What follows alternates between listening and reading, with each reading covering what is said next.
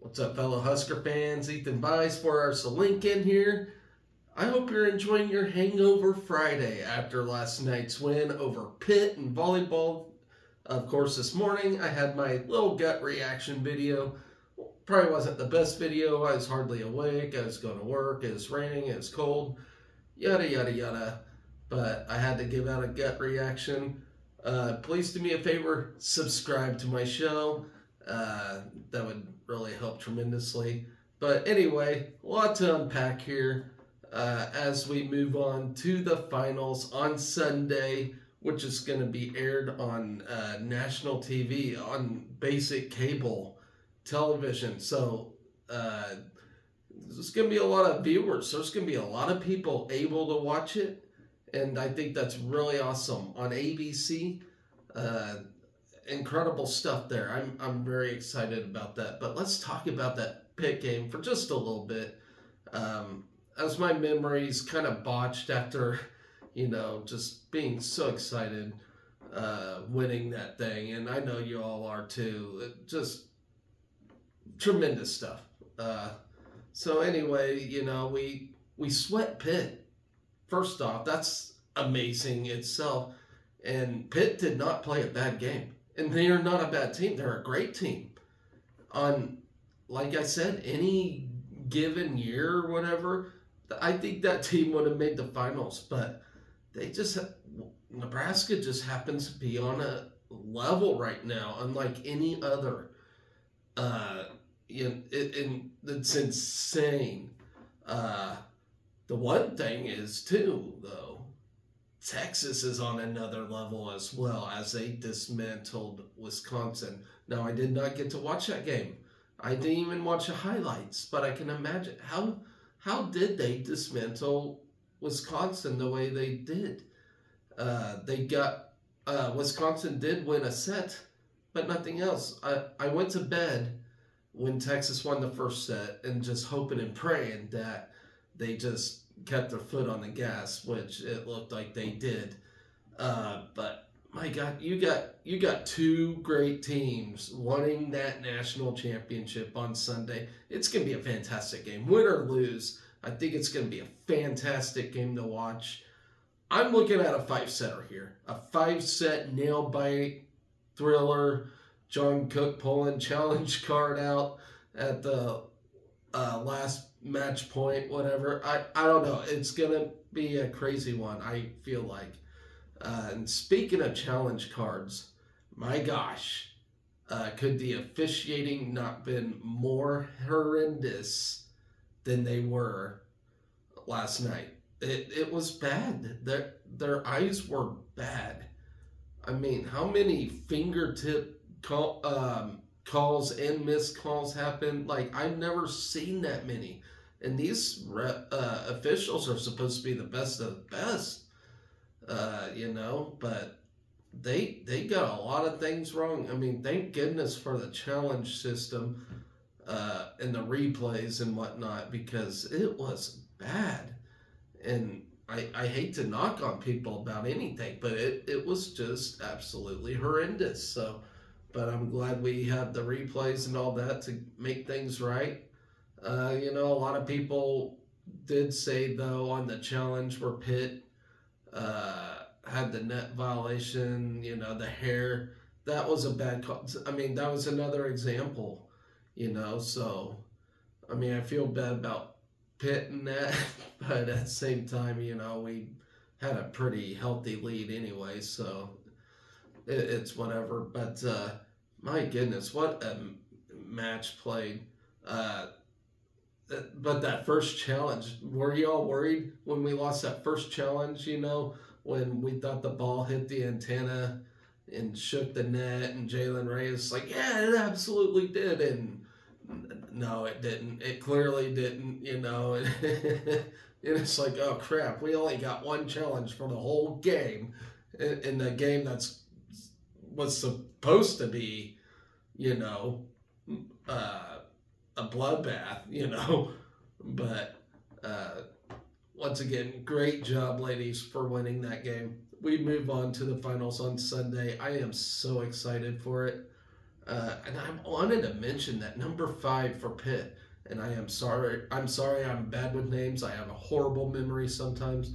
But she had the meanest serve I have ever seen in my entire life. I mean, and she's a freshman. So she's going to make some noise here in the next few years. Her serving, I mean, she's a great overall player, but that is a nasty serve. Her serve is basically a spike. I mean, that thing is hard to defend. Now, luckily, about 5 of those hit the net. But, man, when that serve gets over, oh, my gosh, watch out. You can't defend it.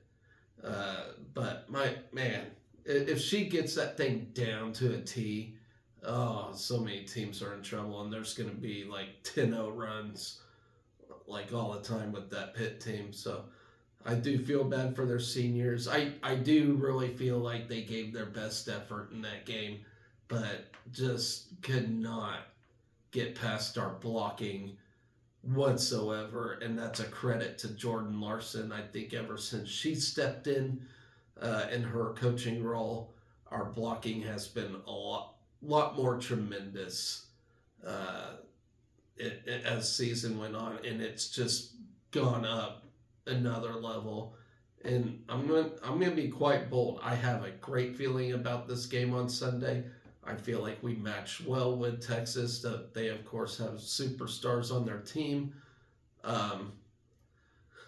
but it's gonna be a great game, I think. And let's move on. So this weekend, not a lot going on really. So tomorrow there is a wrestling duel against South Dakota State. I will not be able to watch it. I got a Christmas party to go to, which is a bummer, but at the same time, man's got to do what a man's got to do. But good luck to the wrestlers. But let's preview that anyways, even though I will not get to watch. I mean, I could probably always go back and watch it, but what's the fun in that? I'm not one to ever go back and watch anything, because once I know the result, then, I just don't have a good time doing that. But, let's see. I'm getting there. So, as the article states, competition will be fierce as 7 of 10 bouts potentially feature matchups between ranked wrestlers.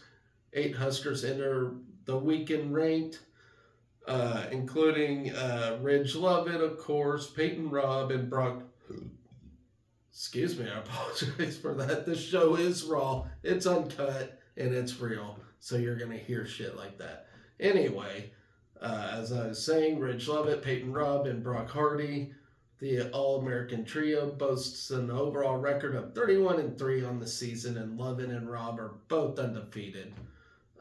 Nebraska and South Dakota State meet for the 35th time in series history on Saturday.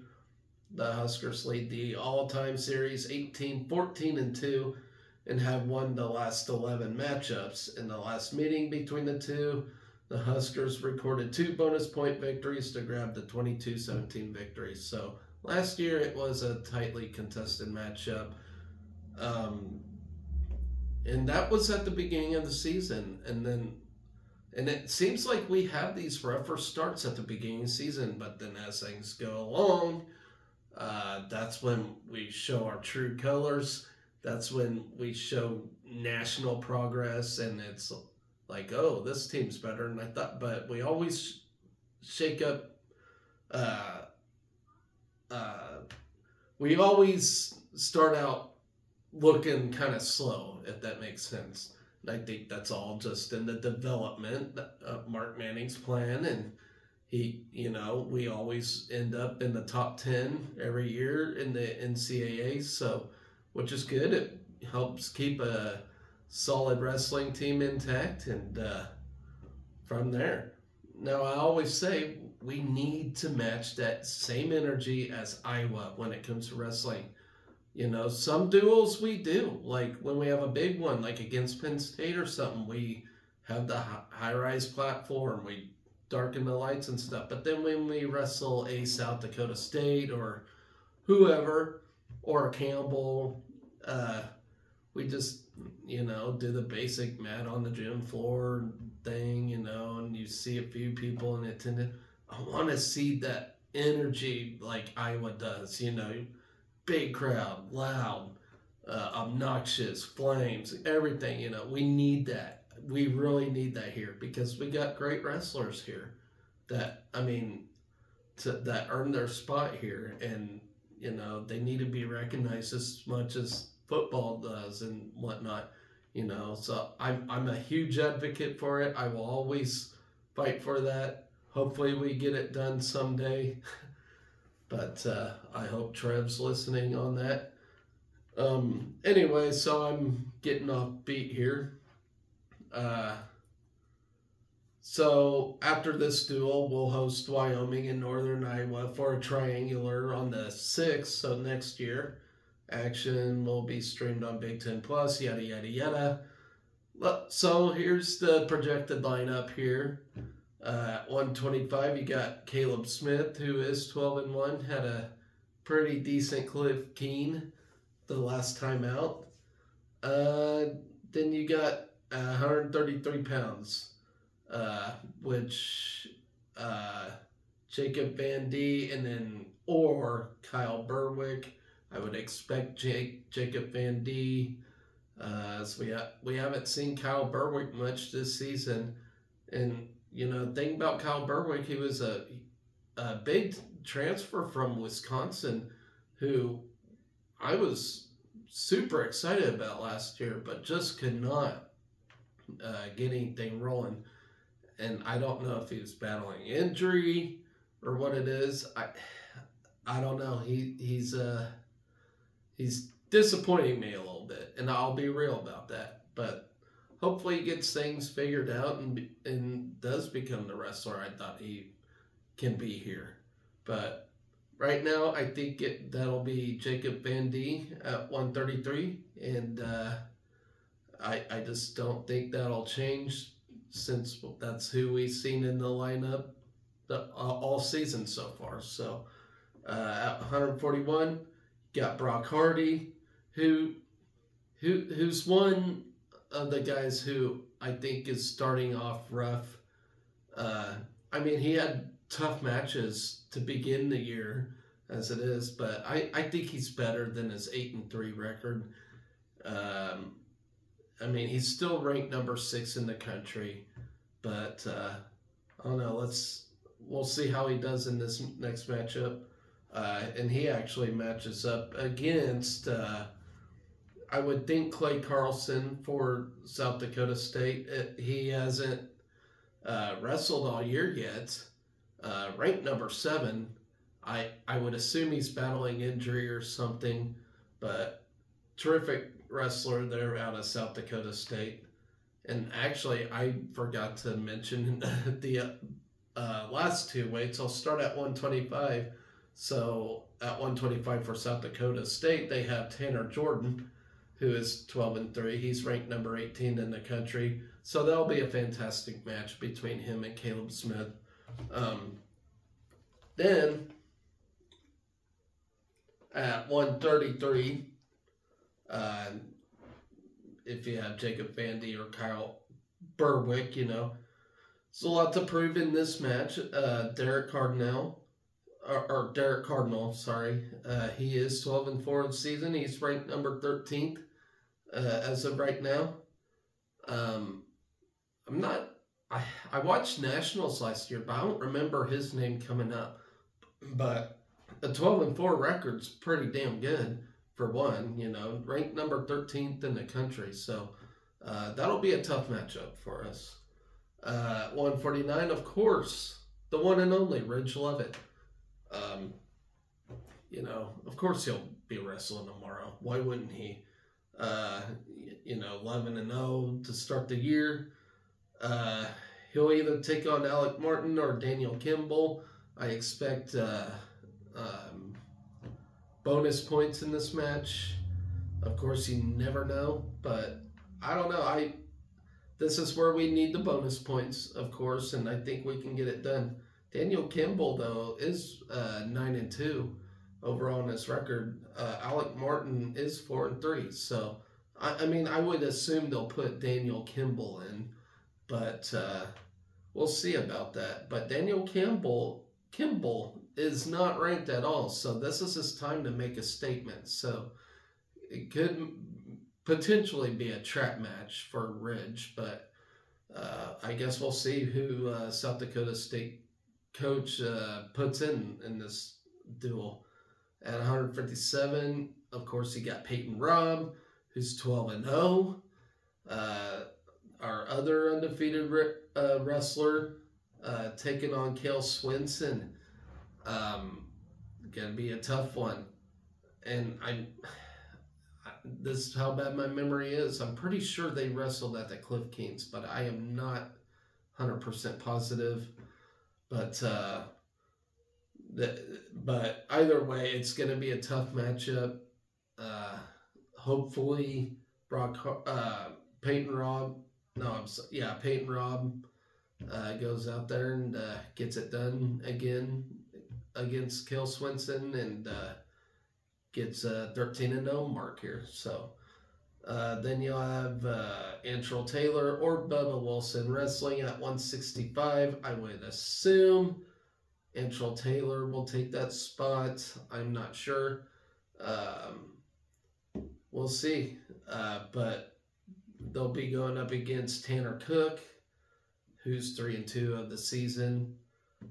Ranked number 31, though, overall. So we'll see. We'll see how that goes. 174 pounds, you got Adam Tebow or Christopher Minto.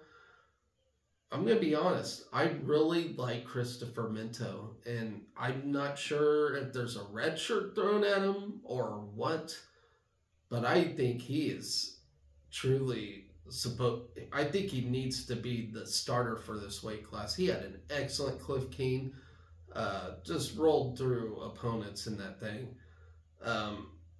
and had the better finish than Tebow did, but I don't know. We'll see. I really want to see more Christopher Minto. He looks solid. But either way, whoever's in there, they're gonna have a hard time as they go up against Cade Devos, who is 8-0 right now. He's ranked number 4 in the country. Gonna be a tough matchup there. A lot of great matchups in this duel. Then at 184, you got Lenny Pinto. And let me tell you, this guy is strong as hell. He's really strong. And he's a great wrestler.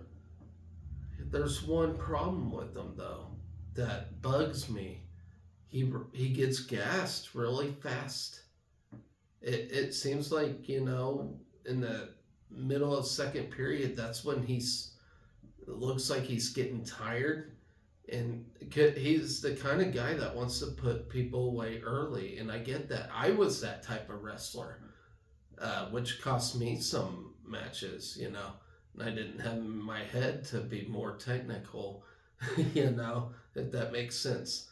But Lenny Pinto, he's strong as hell.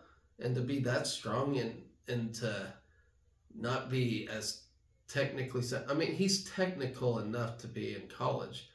But it's just, I think he goes more with brute strength, wanting to finish guys early, which ain't necessarily a bad thing, but it is in today's college wrestling world, especially in D1, where it's a chess match, I mean, he's still good enough to beat great wrestlers, but, the way to do it is to do it quick with him. And so it scares me a little bit. But Lenny Pinto, and he'll go up against Bennett Burge, who's going to be a great matchup, I think, in this thing. Bennett Burge is 4-1. He's ranked number 23 in the country. Then at 197 pounds, we actually got Silas Allred, who's ranked number 11th right now. he's 11-3, of course. But then they say, or Brandon Van Tassel. So I've never seen that or by Silas Allred's name all year. So I don't know what's going on there, but that's a little worrisome. Silas hasn't been as dominant as I thought he would be. He actually lost some important matchups this year. So hopefully he can bounce back and go up against Tanner Sloan, who I think is actually underrated. He's number 6 in the country, 7-1. That one loss might have docked him a bit. I don't know who that one loss was against, but yeah, he dropped to number 6 in the country. He's definitely gonna be a national qualifier. I mean, I would say 3rd, 4th place match this year in the NCAAs, if not championship bound.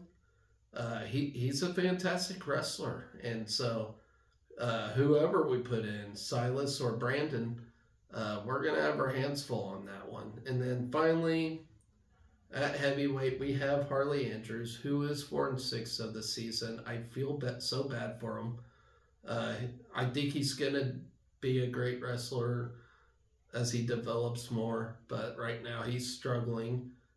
He shows a lot of promise, but he is a young guy, so we'll see. But you'll have him pairing up either against Luke Rasmussen or Bowen McConville, both winning records. They're unranked. Like I said, this is a chance for Harley to actually go in and do something. So we'll see. This is going to be a very, very difficult duel for sure. South Dakota State had a very impressive showing at the Cliff Kings when we were there, our last tournament. And so I'm a little worried about it, but at the same time, I know it's early. We're not in Big Ten competition yet, but this will help us get ready for it for sure. But yeah, it'll be a great duel. Unfortunately, I cannot watch it unless I sneak somewhere with my phone. But I'll be at my work Christmas party, unfortunately. So hopefully we come out with a win. I may backtrack and watch some matches later on, either in the evening or in the morning after. We'll see. So that is what's on tap for tomorrow. And then on Sunday, huge day for Husker Athletics. And one of the games is men's basketball at K-State, entirely getting overshadowed by volleyball. Understandably so. We're in national championship, but this is a very important game for men's basketball. So let's preview what's to come up against the Wildcats, that is, of K-State. So, without a further ado, that is not where I wanted to go. I apologize. So, of course, K-State, Cinderella-type team last year. Coach Tank, wonderful coach. Impressive dude. I really like Coach Tank from K-State. But, of course, we came off a win against Michigan State in what was probably one of our most complete games all year.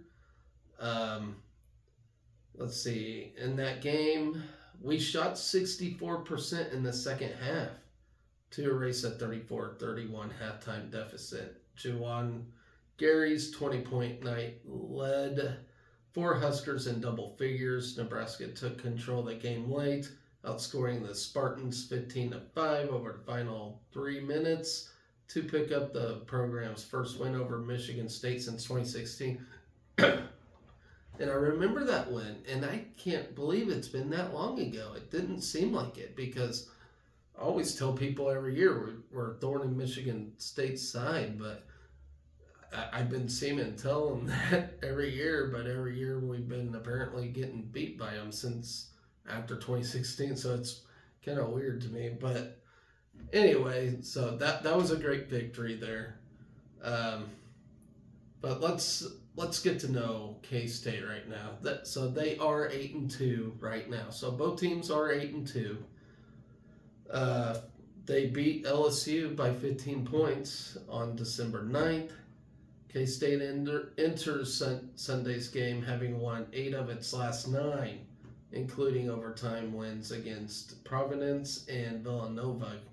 K-State has already played 4 overtime games in its first 10 contests and is perfect in 4-0 in those games. So, of course, I mentioned Jerome Tang. He's in his second season at K-State. He was at Baylor for 19 seasons. And, of course, they won an NCAA title with him in 2021. So, yeah, that was an impressive Baylor team, by the way. I actually was rooting for that team that year. So last year, the Wildcats, they won 26 games and reached the Elite Eight as Tang was Naismith National Coach of the Year. The 2023-2024 Wildcats feature 3 players averaging at least 16 points per game in Cam Carter and transfers Arthur Kuluma and Tyler Perry. Carter leads the team at 16.9 points per game while also grabbing 5.6 rebounds per game.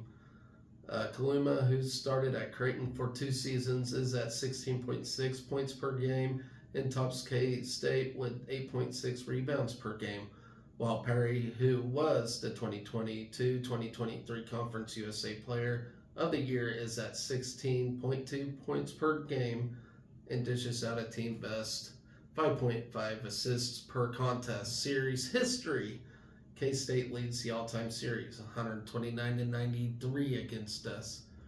And you say, wow, that's a high number for non-conference teams. Well, that's when we were in the Big 12, of course. So if any of you youngsters watching don't know,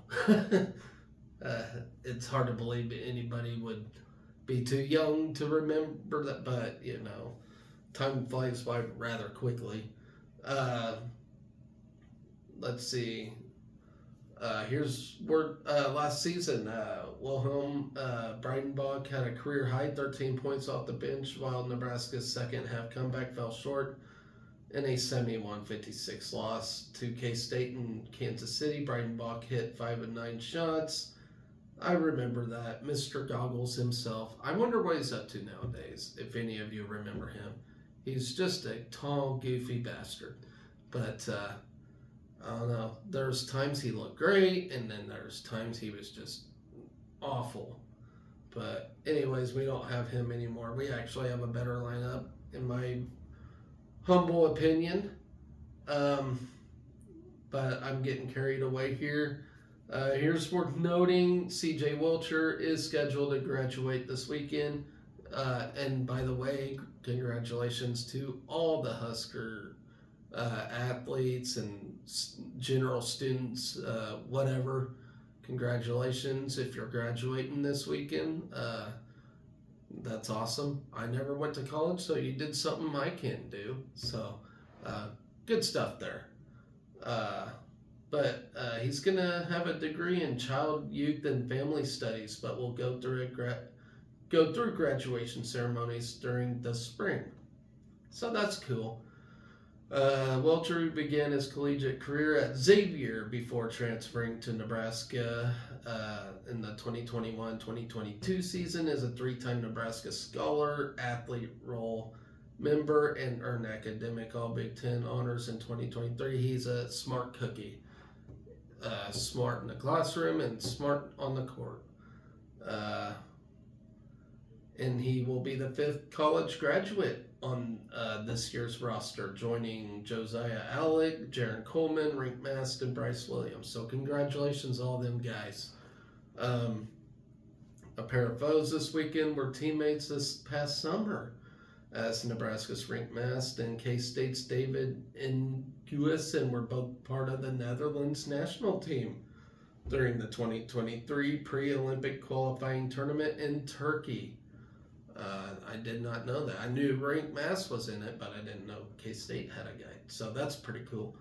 Sunday's game also matches a pair of conference rivals who led their team to hardware last season. Nebraska's Bryce Williams was the MVP of the 2023 CBI after leading Charlotte to a tournament title, while K-State's Tyler Perry was the most outstanding player of the 2023 NIT, while leading North Texas to a tournament title.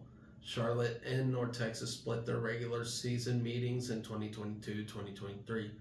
Nebraska's trip to K-State marks just the Huskers' second road game against a Big 12 opponent since joining the Big 10. And the first one was a trip to KU on December 10th, 2016. Our 8-2 record is our best 10-game mark since also joining 8-2 in the since going 8-2 in the 2018-2019 season, and that was a fantastic season, by the way. Nebraska opened the season with 7 straight wins, marking just the 5th time in program history that Nebraska opened the season with 7 straight wins. Nebraska has made an effort to get to the foul line, as the Huskers are 5th in the Big Ten in free throw attempts with 225, while opponents have gotten to the line a Big Ten low 146 times. The 79-point differential ranks 3rd among Big Ten teams heading into this weekend's action.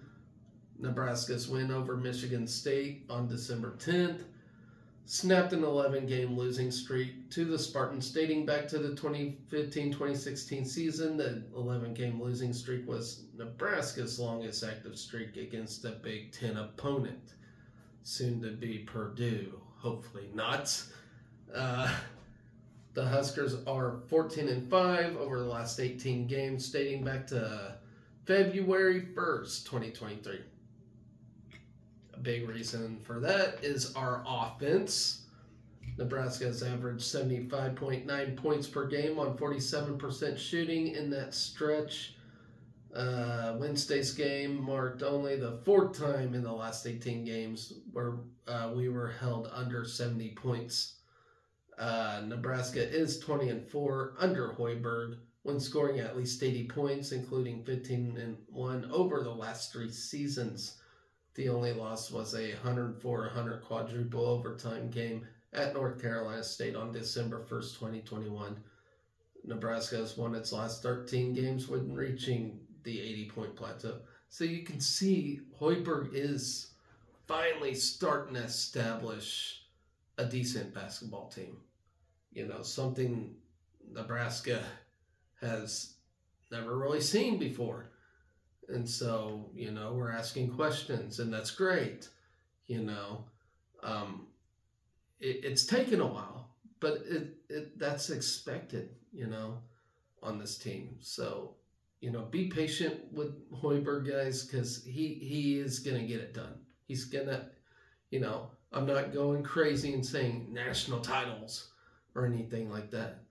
But we're going to be in, you know, hunts. We're going to be in conversations, you know. It's just going to take time with this program. Non-historic basketball program. It really is. And I think he's doing it at a decent pace, you know. Maybe it could be faster. I don't know. But I think he's getting it done. And he has given me no reason to wanting to let him go or anything like that. So stay patient with him, guys. I do believe he's going to do a fine job while he's here, you know. And I know he's been here for, 5 years now? And believe me, I still miss 10 miles to this day. But it is what it is. And Hoiberg's our coach. and I want to see him succeed because I really like Hoiberg too. So let's stay patient with him, guys, because I think we're starting to, you know, it's slowly climbing, but we're getting there. All right. So anyway, Nebraska won its first 7 games by 10 or more points. It was just the second time in over 100 years. The other was from December 3rd, 1990, that the Huskers won 7 straight games by double figures. Nebraska enters Sunday's game ranked 4th in the Big Ten in free throw shooting at 75.1%. While it is still early in the season, it is on pace to be one of Nebraska's highest season percentages. Nebraska has not shot over 74% from the foul line since the 2011-2012 season, where we shot a school record of 76.6%, and that's one of the biggest differences. I remember we had terrible foul line teams, even within the 10 miles era. But Hoiberg he embraces the foul line, and he expects us to shoot well at the foul line, and my God, we do. And those are important buckets to make right there. Now you gotta make those. So it's great to see that, because when a game is tight, you have to make those, and so that's been a huge plus for us. And then we got Nebraska's bench that has provided a spark, averaging 23.8 points per game in the first 10 contests. The Huskers' leading scorer has come from the bench 3 times. You had Sam Hoiberg, you had Lindenwood, you had C.J. Wilcher, Ryder, Gary, Stony Brook, and Nebraska had 9 double-figure efforts from its bench in 2023-2024. Juwan Gary's 20-point effort against Duquesne on November 22nd marked the 7th time under Fred Hoiberg that Nebraska had a player score at least 20 points off the bench. So, K-State is no walk in the park. I gotta say, this is kind of like our third chance against a great team to prove who we are. Creighton, that game was over the minute tip-off happened. I don't know what happened there. Then you had the second game. Who did we play after Creighton? That's going to bother me now. But, Minnesota. There we go. First Big Ten contest of the year. Minnesota. Very disappointing. We should have won that game. It should have been won. Of course, there's woulda, coulda, shouldas. And quite frankly, we did not play our best game. But, it's a game that should have been won. It was expected to win, but we didn't get it done. But I did like the bounce back against Michigan State, Michigan State team that is down right now, who I think will be up and back in their familiar selves, But right now we caught them while they're down, and that was good for us. But hopefully that sparked us, it gave us a boost of confidence heading into K-State. And if we win, then I know we're up to something here. So let's hope for a win. And let's move on to women's basketball, who has a game against Southern on Sunday as well, who is one of the top teams in the SWAC right now. Let's see, we're riding a 4-game winning streak after an impressive 80-74 win at then NCAA number 8 Michigan State. Alexis Markowski led the Huskers in that game, blah, blah, blah. But let me say, this team, I think, has turned the corner. And I don't think they did. Something just came over them. And they're like, okay, we're tired of losing now, and they're playing excellent basketball, and not to mention the threes they're making. I don't think you'll ever see more threes in a women's college basketball game than what we shoot. Markowski has been terrific. Natalie Potts has been as well. Just an incredible team to watch. Jess Shelley, of course, very impressive to watch. I like this team. I really do. And, yeah, I think this is going to be an NCAA team for sure. You know, like I said, I'm not all crazy about national championships or anything like that because, you know, it is Nebraska basketball.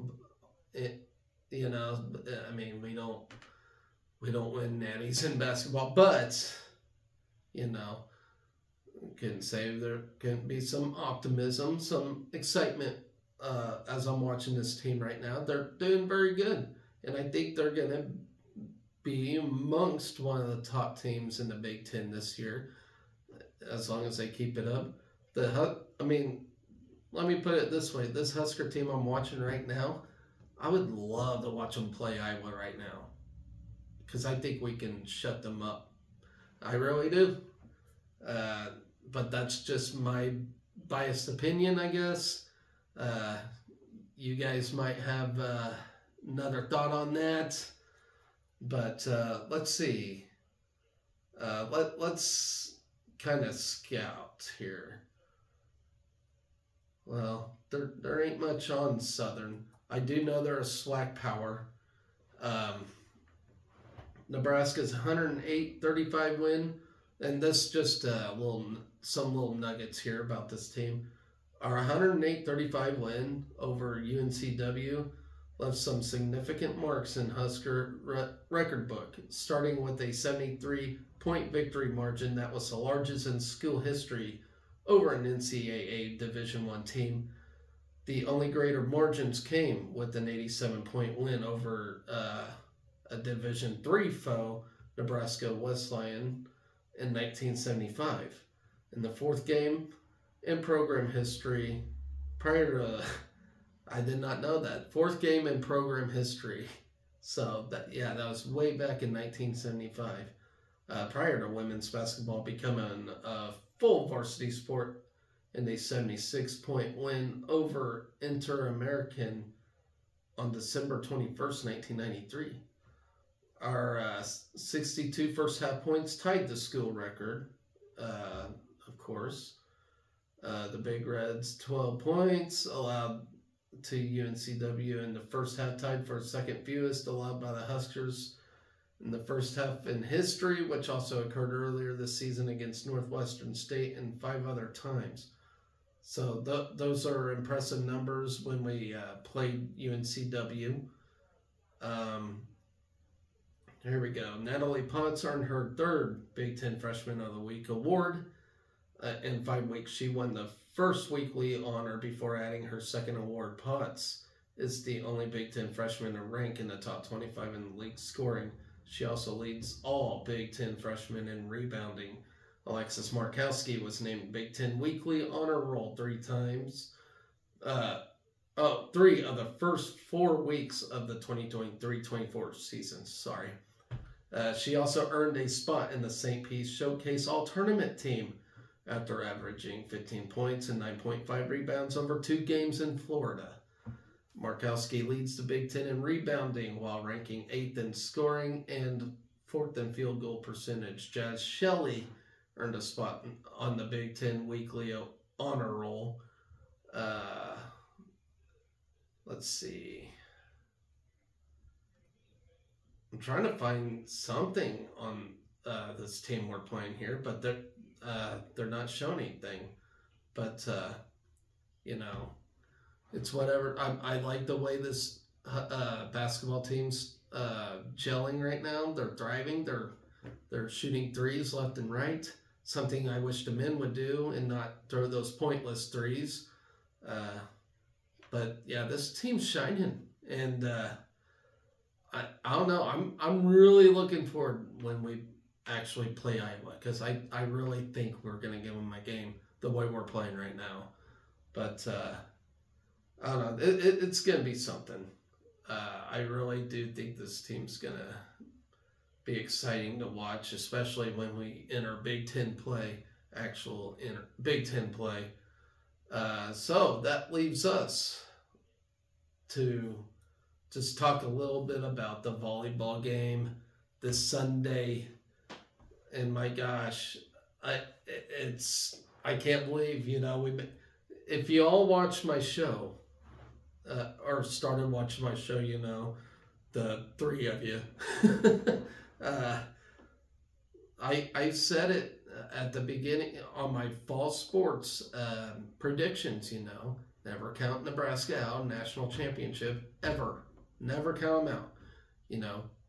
Even this year with a team with no seniors, never count them out for a talk of it or a consideration of it, because look where we're at now. We're in it. And this team looks hungry. And I have credited Jordan Larson coming in and helping us block 10 times better.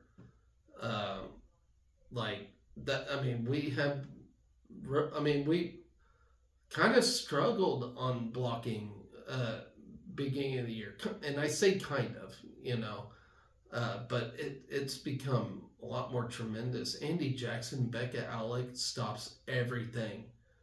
And if they don't, you got little Nuggy and Laney Choboy back there doing their thing. It's incredible to watch. Merritt Beeson also contributes.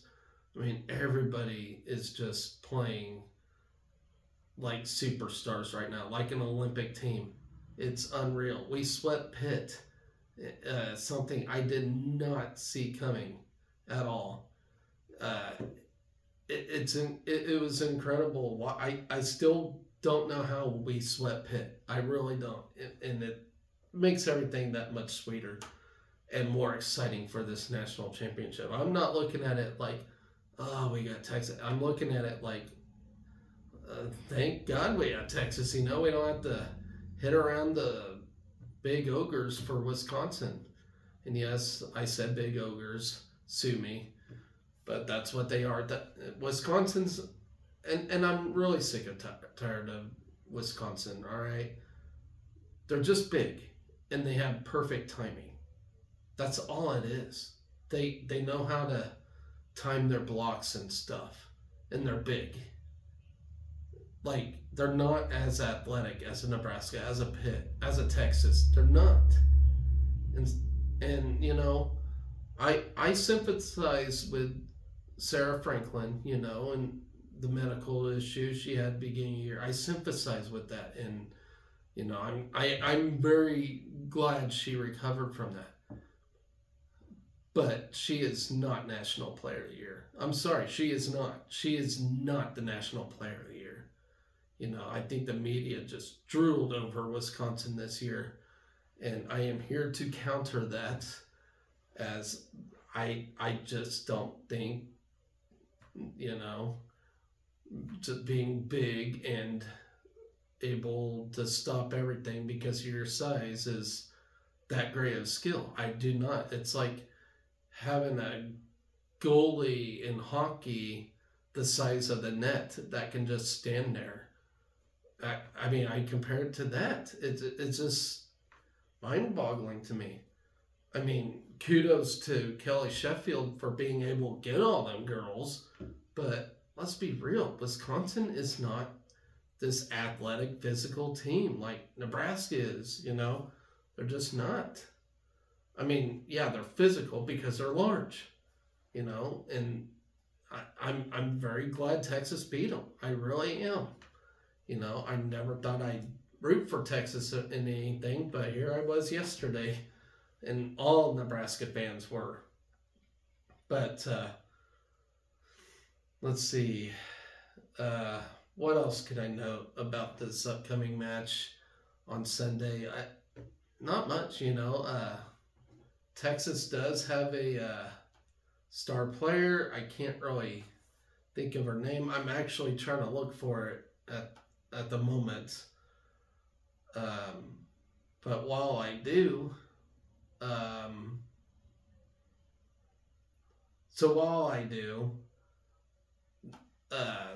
PBA or the university, whoever, announced that PBA, Pinnacle Bank Arena, is going to have a watch party there. I was really tempted to saying, oh, let's make a 4-hour trip up there. But I think we've elected to stay home and just enjoy it.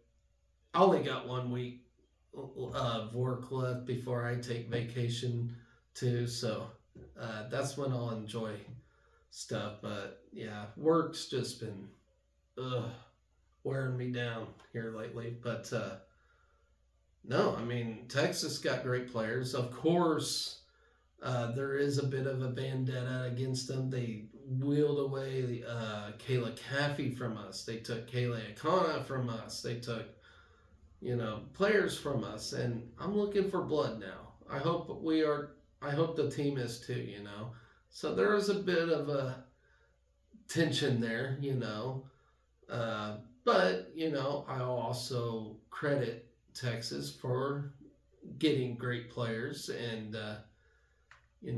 but if they didn't get Akana, we wouldn't have, a decent back row that we do. So, it's a lose-win, I guess you can say. But, for the fact that they can just steal these players from it makes me angry, So, but other than that, I think it's going to be a tremendous game. Both teams are playing here. Everybody else here, the other best are probably here, but we're here. All right. So I'm super excited for it. I'm stoked, guys. Anyway, that's going to do it for my show. Kind of a longer one than I expected for something. We only have like 4 sports going on this weekend, but the excitement for this national championship, we got a big basketball game coming up. So, large weekend for us on hand. But anyways, guys, I'm going to sign off here. Go Big Red, and always remember, be excellent to each other.